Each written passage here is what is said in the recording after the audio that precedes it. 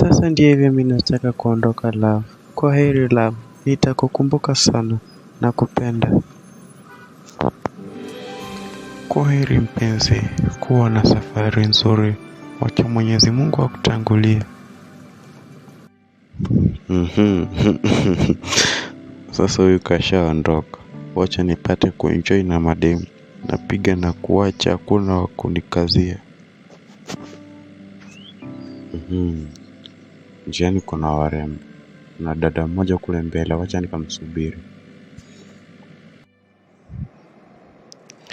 Vipi sisteli, una muonekano mzuri, naweza kukusaidia dadangu? Wewe mkaka, usiniite mimi dada, hebu niite tu sisteli. Hilo jina nipo, ama uniite Madam Zuena. Haya badada, nimekuelewa sana. Tunaweza zama nikakusindikiza.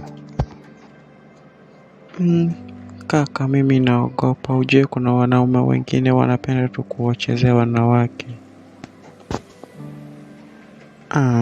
Ila sio mimi. Si unajua mimi sina hizo tabia.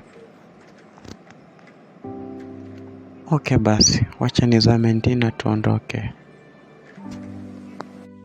Habari ya kwako Suzy, vipi hali yako? Mbona kimya sana? Sio kawaida yako? Jamani, ni kweli kuna tu mambo ambayo yamekuwa magumu kwangu.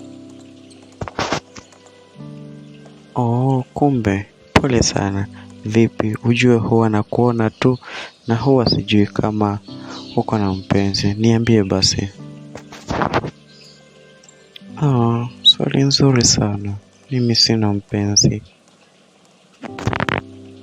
Wow, hata pia mimi. Haya basi, vipi? Unahitaji ila kitambo kama sijatoa kutu.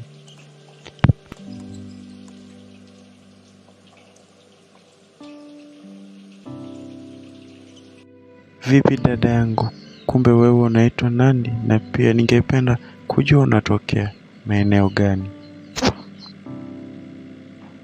Mimi naitwa Zuena. Ni mfanyikazi wa kampuni ya kutengeneza design na dhahabu. Na nimeajiriwa. Ni vyema. Mimi naitwa Pepe ama Pepera. Mimi sina kazi yangu ila niko hapa mjini kutafuta maisha. Umesema huna kazi ila upo hapa mjini kutafuta maisha. Na pia ameendelea kunionyesha thamani kuwa mimi ndio mpenzi wake. Nampenda sana ila sio sana vile.